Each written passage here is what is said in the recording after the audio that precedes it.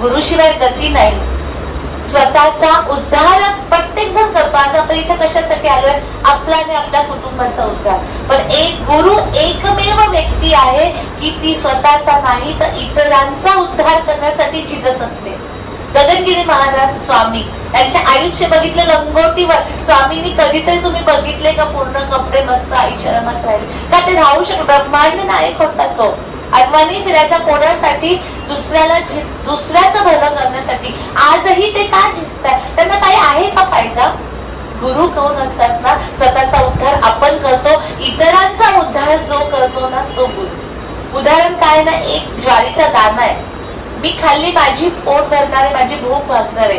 पण गुरु काय असतं ना, तो दाना जमिनीमध्ये राहतो आणि त्याला कणीस येतं आणि एवढं मोठं जेव्हा ते धान्य येतं त्याच्याने सगळ्यांची भूक भागवणारा गुरु आहे.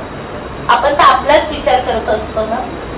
आपल्याकडे म्हणतात की आई गुरु आहे, वडील गुरु आहे आणि आपले शिक्षक असतात ना त्यांना आपण गुरु म्हणतो. आई ही जन्मदाती आहे.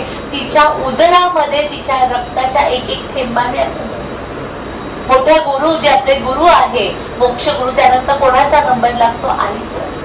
मग आई म्हणजे आईच असते का? नाही, ते वडील पण असतात. जेव्हा आई मारायला लागते ना तर ते धावत पोटाशी धरणारे वडील असतात ना, त्या वडिलांच्या आतमध्ये सुद्धा ही आई असते. त्यामुळे आई वडील मागच्या सांगितलं एकादशी इतक्या जवळ, गुरुपौर्णिमेच्या जवळ एकादशी उगाचच नाही आली आहे. त्या विठ्ठलाच्या त्या आपण पंढरीनाथाची कथा ऐकली होती, पुंडलिकाची कथा ऐकली होती. तुम्ही सांगितलं होतं की आई वडिलांना बोलवा, त्यांच्या पायावरनं पाणी घ्या आणि ते पाणी ती जन्मदाती क्षणाक्षणाला 9 महिने एक स्वामी विवेकानंदांकडे, रामकृष्ण परमहंसांकडे एक व्यक्ती येते आणि काहीतरी ती आईला त्रास देत असते. गुरुंना लगेच कळतं की समोरची व्यक्ती आलेली तिच्या मागे काय आहे, पुढे काय आहे. उगाच ते गुरु झालेले नसतात. तो काहीतरी कंप्लेंट करतो तर तेव्हा रामकृष्ण म्हणतात की ही बीट घे आणि उद्या ये तू ही बीट घेऊन. फक्त एक काम कर, एक कपडा घे, पंचा, आणि ही बीट पोटाला बांधून ठेवतात. म्हणतात काहीतरी गुरुंना सांगितलं, काहीतरी शास्त्र असेल याच्या मागे.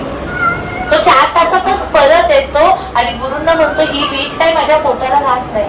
म्हणजे 4 तास तू धरू शकलं नव्हतं. 9 महिने. आता स्त्रिया आपण इथे बसल्या, आपल्याला माहिती 9 महिन्यामध्ये शरीरात काय बदल होता, काय त्रास होता. जेव्हा डिलिव्हरीची वेळ येतं तर तेव्हा म्हणतो देवा हे काहीच नको. आणि ते बाळ बाहेर आलं की म्हणतो की पुन्हा आणखी 2 वर्षांनी एक बाळ होऊ देऊ. ही काय हे मातृत्व? एक झाड लावलं आपण, एक बी आणा तुम्ही, ते कुंडीत लावा, ते उगवता उगवता मुश्किल होतं. एखादं झाड उगवतं, एखादं उगवतच नाही.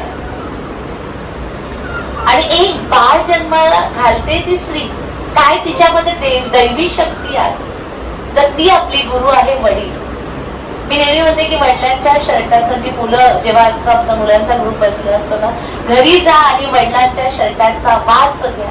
रिक्षा चालवता, माथाडी कामगार आहे, दिवसभर कष्ट करतो आणि तो माणूस आहे ना, जेव्हा कपडे घ्यायचे ना, स्वतःचा शर्ट फाटला असेल, चप्पल तुटली असेल तरी मुलाचा वाढदिवस असेल तर मुलाला कपडे घेऊन, हे वडील आहे. कुठलंही संकट मुलीवर येऊ देण्याने, मुलीच्या लग्नासाठी हुंडा गोळा करायचा असेल, मुलीचं लग्न ठरवायचं असेल, 10 घराचे उंबरठे झिजवतो तो माणूस, कुठून तरी त्या हुंड्याचा पैसा गोळा करू लागतो. हे वडील आहे. आणि त्यानंतर तिसरे गुरु कुठले असतात ना, आपले शिक्षक गुरु असतात. जे शिक्षक म्हणजे कोण आहे ना, सगळेच आपल्या अवतीभोवती गुरु आहेत. जे वाईट वागतात त्यांच्याकडनं आपण काय शिकतो ना, की मला असं एखाद्याने चोरी केली, बापरे चोरी नाही करायची, तो कोण झाला? आपला गुरु झाला. चांगली गोष्ट, छोटी मोठी मैत्रीण आहे, एखादं गणित समजवलं, छोट्या मोठ्या विणकाम आहे, शिवणकाम आहे, किती गुरु आहे. आपल्या आयुष्यात आपल्या बाजूला असलेली प्रत्येक व्यक्ती ही गुरु आहे. अरे हिच्याकडनं ही पारायणाला बसली, ही वाचू शकते, ही शिकण्यासारखं आहे, ही पण गुरु आहे ना. म्हणजे प्रत्येक जेव्हा तत्वय गुरु काही अशी व्यक्ती नाहीये की तुम्ही जर अशी आकृती काढली आणि गुरु आहे, नाही. प्रत्येकाकडनं शिकण्यासारखं. कष्ट करणारी बाई, मजूर बायका असतं बघा, त्या दगड फोडत असतात. सकाळी सगळ्यात घरातलं काम करणार, दिवसभर त्या छिन्नीने दगड, नवऱ्याबरोबर ते दगड वाहणं, ती सुद्धा गुरु आहे ना. दगड फोडणं किती अवघड काम आहे. तर ज्याला तुम्हाला दिसेल तो गुरु करू शकतो. म्हणजे कोण? आपले वडील, आई आणि आपले शिक्षक गुरु.